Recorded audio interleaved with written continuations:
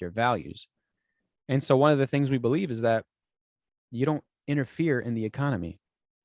One time the Prophet ﷺ was asked about price controls. Like, can you step in and regulate the market? And he said, no. He said, the prices are decided by Allah, and I don't want to meet him on the day of recompense and be responsible for the wealth and property of the Muslims. Basically saying, look, I'm not going to meet Allah with that, like saying I stopped the profits of one person. He says, Allah gives and Allah takes. He's the one that provides lavishly, and he's the one that takes from people. So if he provides for a person, I'm not going to bring his profits down. Profit is not haram. No one said you can't be wealthy. So, and on that note, there's a person one time came up to the Prophet ﷺ with tattered clothing, like holes in his shirt.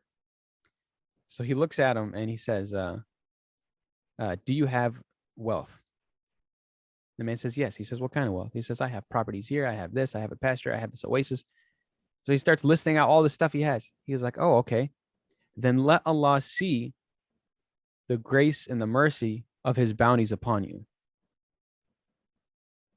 Like, dress accordingly. Like, dress according to your wealth. You're a wealthy man. Go, like, wear something nice. It's not haram to wear something nice.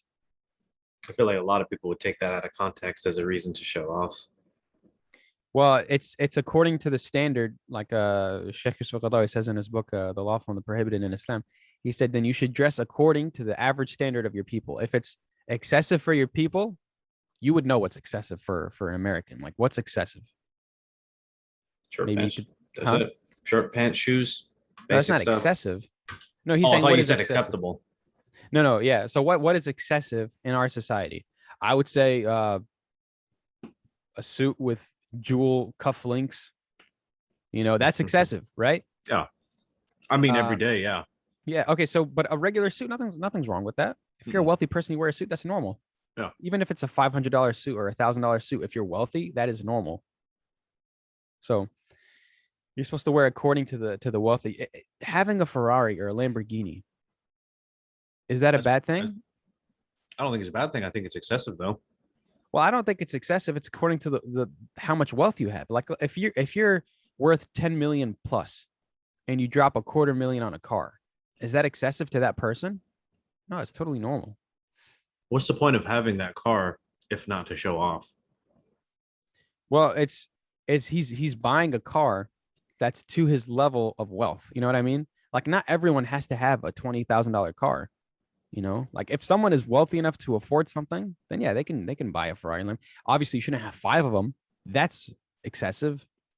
You shouldn't have 5. What are you gonna do with 5 Lamborghinis? What are you gonna do with a Lamborghini, a Mercedes, a Rolls Royce? There's no doubt that it's excessive if you have 5. Yeah, but one, I'm thinking no. But I mean, and this could be up for debate. If it's according to your normal standard of living, then you could argue it's not too excessive.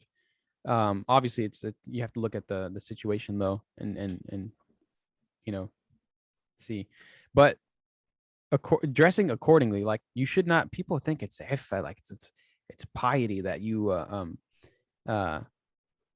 dress very cheaply. Like, no one said that Pious, that's the humble. case. Yeah, like, it's not pious. I thought we were supposed to kind of not like overdo it, but sort of hide our wealth. No. It says in Surah Al-Duha, wa bi ni'mati rabbika fahaddith. And from the blessings of your Lord, hadith, like, speak about it. Like, you should share how Allah has blessed you. Show how Allah has blessed you. I can't argue with that. No, like, it's not. It can become riyat if you do it in a certain way. It becomes a showing off. If you say this is not it, so it depends on how you say it. If you say this is from the mercy of Allah, this is alhamdulillah by min fadlillah, from the grace of Allah. But if you start saying, nah, this is my hard work, this is what happens. You go work hard like I did, you'll get what, just like Qarun did, right? Qarun was the really wealthy relative of Musa, who ended up getting swallowed up by the earth, him and his entourage. And he was saying, this is from me. This is from me, from my hard work. This is from how much effort I put in. And so riyah can become a problem there if it's, you know what I'm saying? You're showing off and you're saying, hey, it's from me. But if you're talking about someone, for example, like a royal member of a royal family, right? Like a prince, and he wants to buy a Mercedes. He wants to buy a Lamborghini.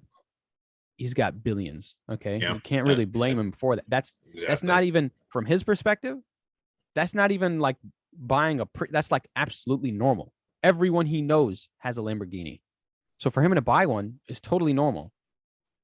From his perspective, that's totally normal because he's extremely wealthy.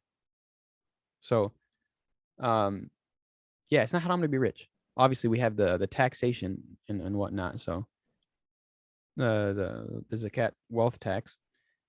But what's definitely clear is that it's not from the sunnah of the Prophet to interfere in markets, to heavily tax people, even in situations of war.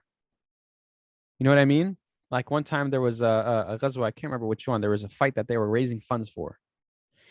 I think it was the Battle of the Ahzab, the Confederates, when they were coming in to surround them in Medina. The Prophet was raising money to get camels and horses and weapons and armor. He didn't even implement a war tax like we had. We had a war tax in World War II. He didn't even do that. It was voluntary. He went into the street. And he began asking who will donate for the cause of God, and then people just started dropping money in his lap. I think it was Ahmed bin Affan that ended up dumping a whole sack of gold coins in his lap. Donated 100 red camels, and red camels are like one of the most expensive things you could own back then. So it's like a new Lamborghini. Yeah. So even back then, it was all voluntary. You don't go and forcibly tax people just because they're rich. It's not evil to be rich. Obviously, it's from the sunnah that you don't gather wealth and then just hide it. That's miserly. You don't just hoard money. That's a bad thing. And there's a hadith that say the person that hoards money is not from me. That you should take your money and spend it. Obviously not all of it. You need that nest egg to feed your family in case of drought or whatnot, or you have a bad harvest. Because a lot of the onslaught were farmers at the time, and so you should have a little nest egg to take care of yourself in case you need it. But it's definitely not the case that we attack the rich in Islam, that the rich are bad people, that they can't have wealth, they can't be profitable. Yeah. Obviously there's